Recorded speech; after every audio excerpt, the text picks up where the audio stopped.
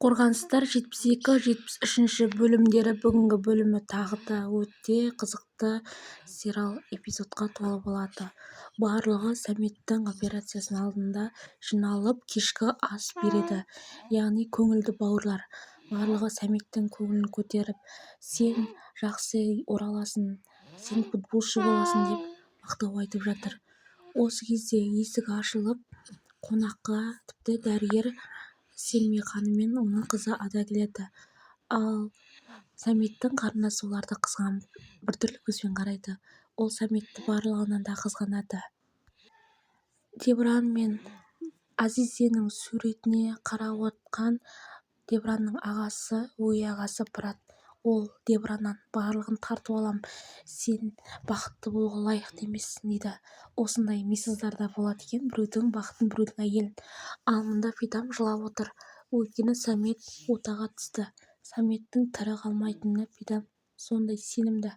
Дәрігерлер ота жасап жатқан кезде бас дәрігер есінен танып құлап қалады. Сол кезде саммиттің жүрек соғысы да азайып кетеді. Қорыққан дәрігерлер басқа дәрігерлерді шақырыңдар деп айқайлайды. Осы кезде барлық саммиттің бауырлары Азизе саммиттің жүрек соғысын тоқтап қалғанын көріп, барлығы жылап қалады. Жоқ, саммит, сен кетпе, сен әлі керексің, жоқ деп айқайлайды. Тіпті шок болып, барлығы қайғы үстінде жамылып, шынымен де саммит өлді дейді. Ал Бидам болса көкесін ұрып, айттым ғой мен сендерге, ол өлді деп айтты, өледі деп айттым ғой, неге келсіңдер операцияға деп айқай шығарып жатыр.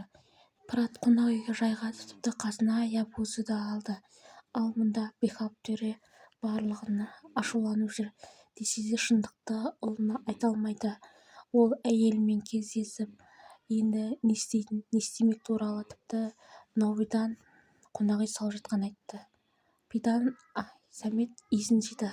Есін жиған кезде Дебран бірінші кіріп, Саммит рахмет дейді. Бірақ бұл жердегі Саммитке ота жасатқан дәрігер Азизеге ғашық болып қалады.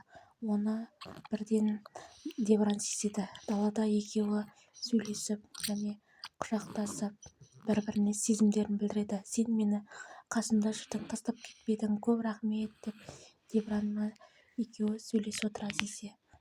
Мелиса шешесіне айқайлап, сенің байың қашан келеді, Ержан қашан оралады, енді ол келмейді дейді. Баладан да құтыл дейді, бірақ баладан құтылмады. Осы кезде ағасы да қосылады. Сенің күйеуің қашан келеді, сен не істеп жүрсің өзі дейді. Тез кет деп үйден қуады. Бірақ Хашметтің алаяқ досы келіп, сенің ағаң қарызға батып кетті, борышкерлерде қарыз екен дейді. Ал мұнда Мелиса Юсупқа келіп, Джема туралы сұрайды, бірақ Джем оның мазасын алма деп қуып жібереді. Юсуп Саммит ұйқыдан ауруынан жазылғаннан кейін ол үйіне келеді. Бөлмесін осындай әсемдеп қойған, барлығы футболға байланысты. Есік қағылады. Есік қағылған кезде әрине Джепкеттің үйіне борышкерлер келеді. Сол кезде Джепкет мырза шошып кетіп, мен саған келме дедім ғой, неге келесіңдер, өзім Садат мырзаға барамын дейді. Ал Хишмет барлығын естіп қалады. Үйді долларге сатуға, яғни қарызға қойған екен. Отаны Саммиттің отасына бала. Содан кейін Хишмет үйге келіп шу шығарады. Апа, білесің ба, сен ана ұлың мына үйімізді қарызгерлерге, борышкерлерге залогқа қойған, енді біз үйден айырыламыз дейді. Барлығы шошып кетеді. Олай емес шығар, ағам бірдеңесін білген болар дейді. Осы кезде ыржың-ыржың етіп Эржан да келеді үйіне. Ал Джепкет не істерін білмей ашуланады. Өйткені тығырықтан тығар жол жоқ. Зылиха болса әпкесіне сұлуландырып, оны кешкі асқа яғни жібереді. Қонақ үйге келген кезде Прат оны көріп қалып, қасына барып, бірге дейін бір жерге барады. Сіз осы үйдесіз ба, күйеуіңіз бар ма деген секілді. Бірақ Азизе екенін білетін Азизе кездесуге келеді Дебранмен. Дебран оған балалы болайық деген сөзді айту үшін шақырған болатын. Бірақ әлі де қалай айтарын білмейді. Өте сұлуланып кеткен Азизеге ғашық болған Дебран тағы да қызғанып қалды. Ол үйіне келген дәрігерден қызғанып кетті. Балалы боларын қалай жеткізерін білмей, әлі де тілі күрмеліп байланып тұр.